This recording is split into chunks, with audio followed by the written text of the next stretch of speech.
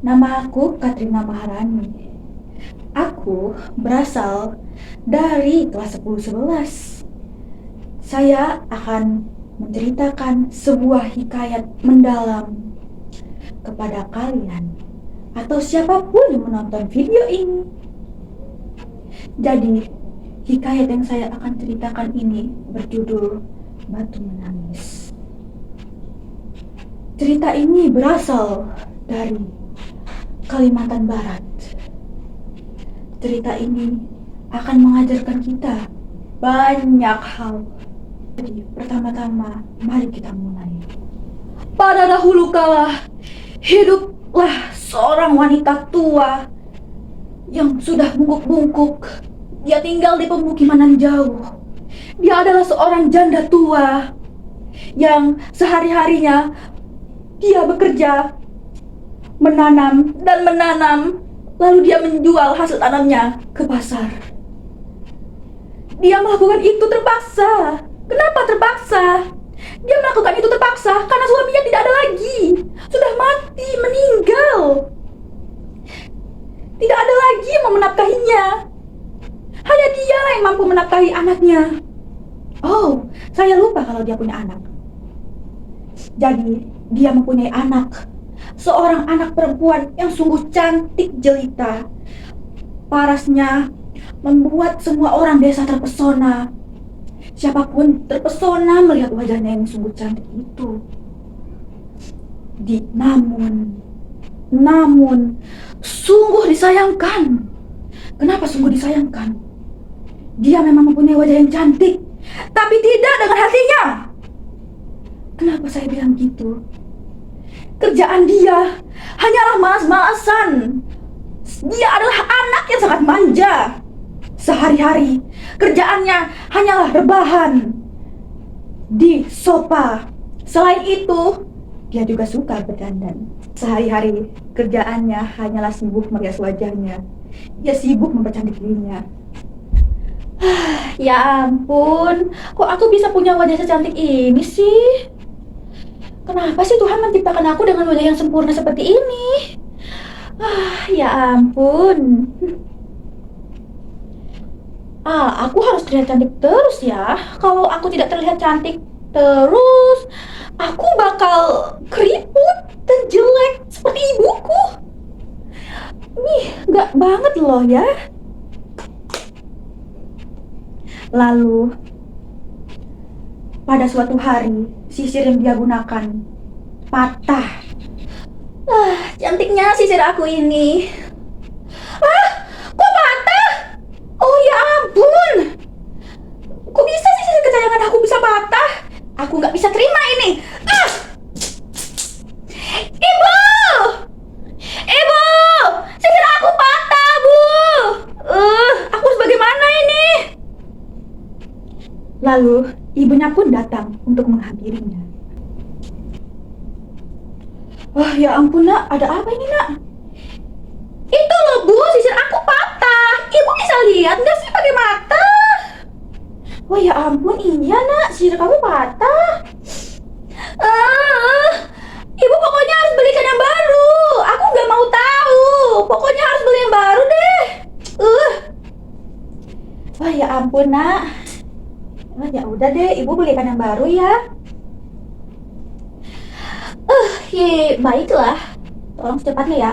Oh iya, aku lupa satu lagi ya, Bu. Tolong belikan aku perhiasan baru. Aku pengen banget loh perhiasan baru loh, Bu.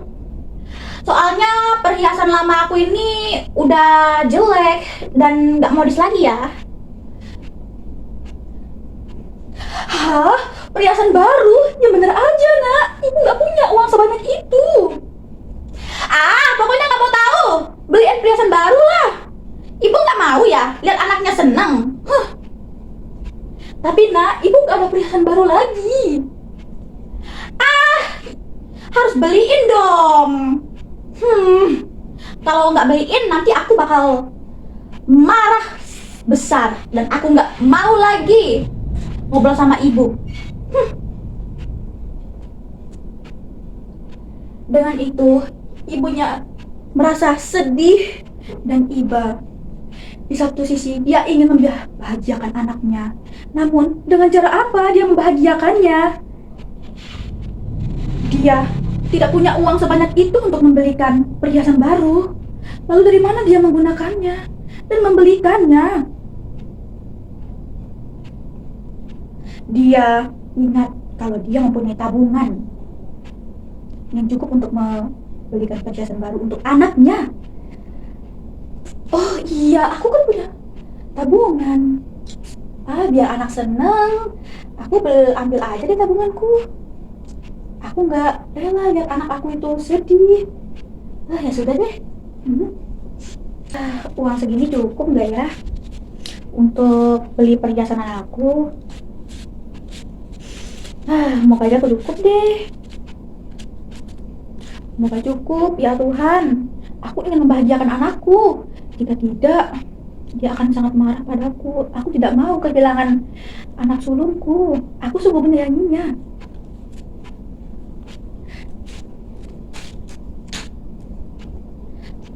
Lalu, keesokan harinya, mereka pun pergi ke pasar untuk membeli sebuah perhiasan dan tentu saja sisir baru. Ibu jadi membelikan kamu sisir baru, nak, dan juga perhiasan baru. Semoga kamu senang ya. Ibu, yang benar aja, perhiasan baru. Oh akhirnya aku sayang ibu deh. Iya nak. Mereka pun pergi ke pasar. Dia pun berjalan di belakang ibunya. Namun dia tidak membantu ibunya sama sekali. Tidak tahu bahwa ibunya berat membawa sesuatu yang akan dijualnya ke pasar. Nak, kamu bisa tolong ibu nggak? Nggak mau deh bu, aku capek deh. Asalnya kaki aku ini mau patah. Ya sudah deh nak. Lalu, tak lama dari perjalanan, anaknya menyuruh berhenti. Ma, berhenti aja deh. Sini biar aku yang beliinnya. Sini uangnya. Lumayan nih.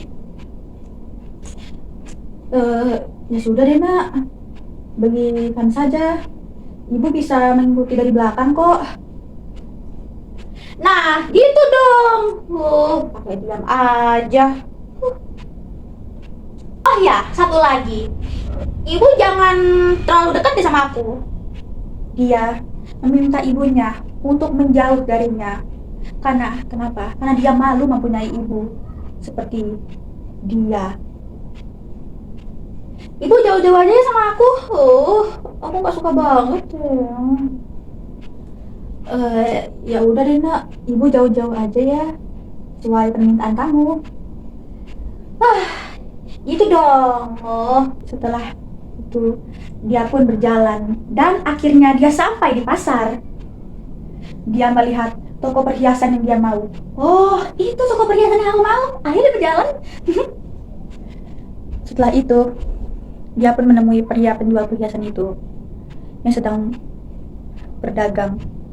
Ayo, perhiasan dibeli. Ini emas murni loh. Siapapun yang pakai langsung beraura. Dia pun berjalan menuju pria itu. Mas, perhiasan ini bagus banget deh. Aku boleh beli nggak? Apapun untuk Neng cantik, tentu saja boleh dong. Lalu secara mengejutkan ibunya pun muncul. Nah, ini perhiasan yang mau kamu beli ya? Kelihatannya bagus-bagus ya. Mau ibu pilihkan nggak untuk kamu? Lalu dia pun merasa kesal. Kenapa ibu di sini ya? Secara mengejutkan, pria penjual perhiasan itu pun bertanya. Neng cantik, itu ibumu ya? Dia pun menjawab dengan nada lantang. Dia tidak suka dengan ibunya menjelekkan sudah tua itu. Ibuku? Mana mungkin ibuku sejelek itu. Udah jelek, tua, keriput lagi. Nggak level sama aku. Ibunya pun merasa sakit hati mendengar perkataan anak itu. Setelah memberi perhiasan, dia pun berjalan untuk menuju ke toko sisir itu. Setelah memberi perhiasan, gadis itu pun menuju untuk membeli sebuah sisir baru. Dia sudah mendapatkan apa yang dia inginkan, yaitu perhiasan baru. Nah, dia belum mendapatkan hal yang paling dia dambakan, yaitu sisir. Sisir itu sangat penting bagi dia. Namun saat dia tengah berjalan,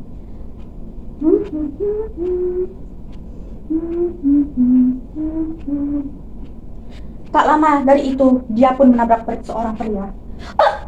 Aduh! Kamu itu jalannya yang bener dong. Pria itu merasa bersalah dan mulai mengulurkan tangan untuk membantu gadis itu. Sini biar aku bantu. Lalu gadis itu pun menepis tangan pria itu. Nggak usah. Kamu ini jalannya pakai mata dong. Jalan kok nggak pakai mata sih?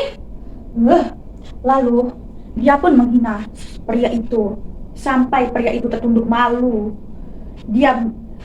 Gadis itu memaki-maki pria itu hingga dia tertunduk malu. Dan bisa dilihat mukanya mulai memerah karena malu. Semua orang menatap mereka. Bahkan ibunya pun menatap anaknya. Menatap dari kejauhan. Ibunya mencoba untuk menolong. Nah, tapi dia terlihat memberi tatapan tajam pada ibunya, mengisyaratkan ibunya agar tidak membantunya ataupun ikut campur dalam urusan ini.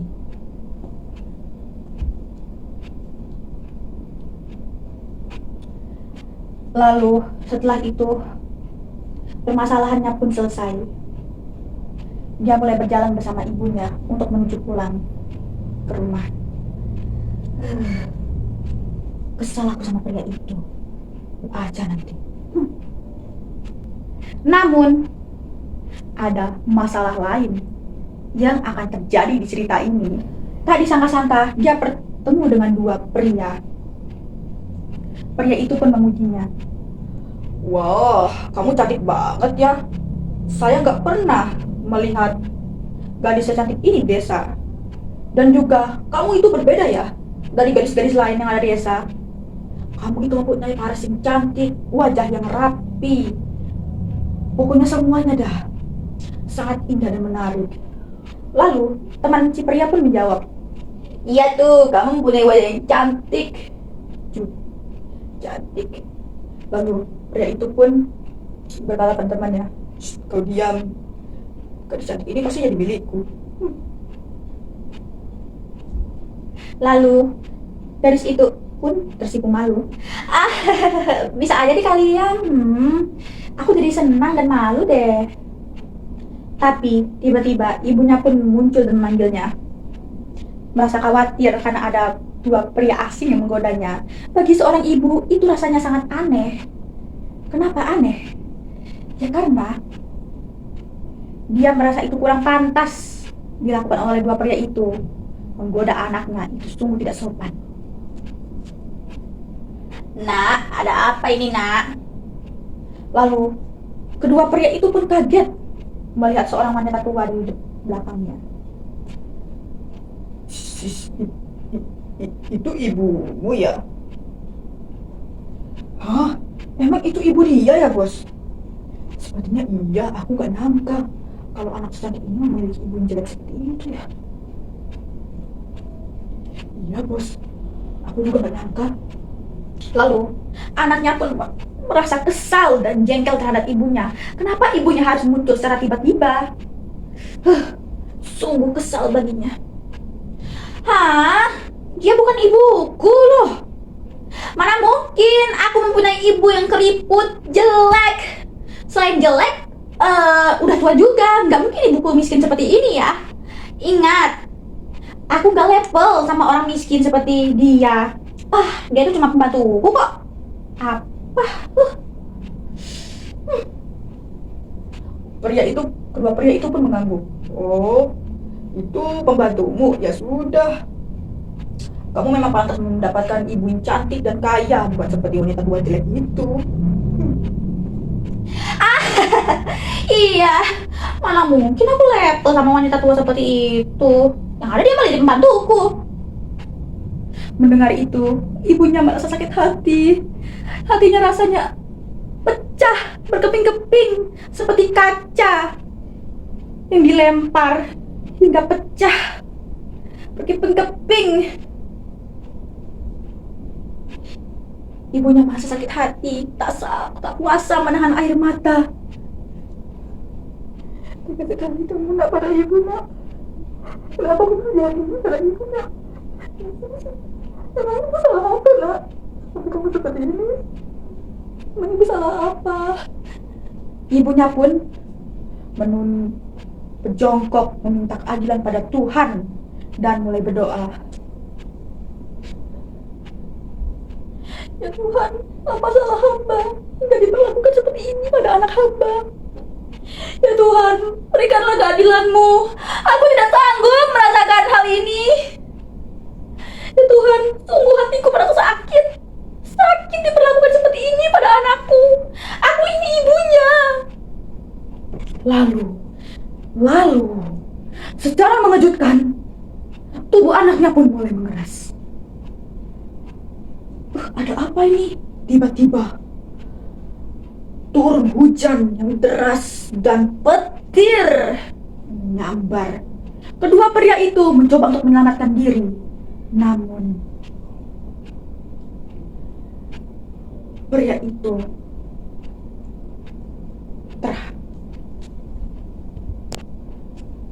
secara tiba-tiba langit mulai gelap. Nan gulita. Tiba-tiba muncul petir dari langit dan hujan pun mulai membasahi mereka. Tiba-tiba angin menjadi kencang. Sungguh peristiwa yang sangat mencekam dan mengerikan. Pria itu mencoba menyelamatkan diri dengan cara berlari. Namun dua pria itu mati karena ada pohon yang menimpa mereka. Tidak!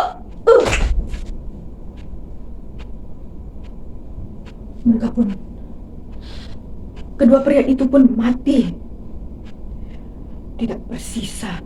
Sementara anaknya sang wanita tua itu merasa tubuhnya mulai mengeras. Ada apa ini? Kok tubuh aku mengeras? Kok tidak bisa digerakkan? Aku susah banget bergerak. Aku susah bernapas. Aku susah sekali bernapas.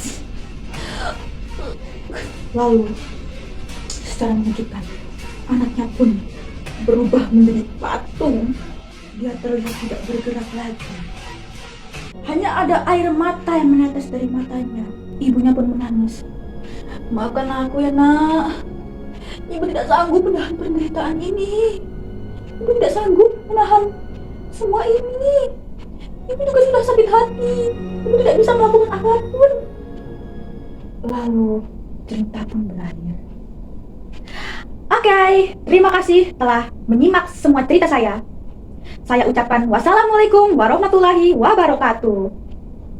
Oh, satu lagi, jangan lupa pesan moral yang kita ambil dari cerita ini adalah jangan sesekali menjadi anak durhaka ataupun coba-coba menghina orang tua kita, karena kita tidak tahu kapan karma akan datang pada kita.